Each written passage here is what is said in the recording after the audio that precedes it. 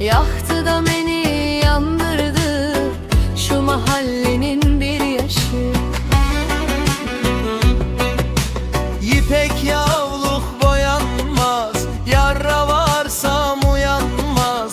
Yar emeller kucağında, buna canlar dayanmaz.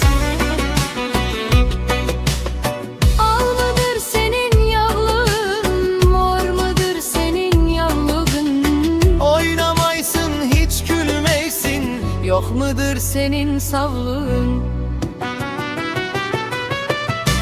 altınca yüzük kesilmez, derdinde artar eksilmez.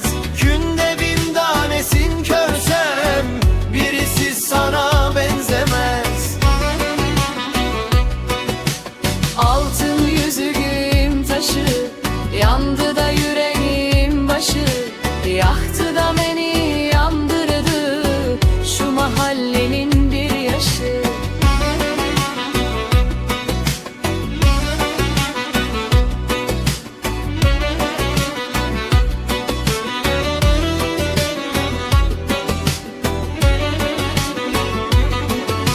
İpek yavluk boyanmaz, yarra varsam uyanmaz.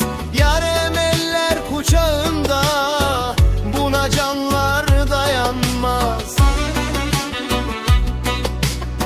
Al mıdır senin yavlığın, mor mudur senin yavlığın? Oynamaysın hiç gülmeysin, yok mudur senin savlığın?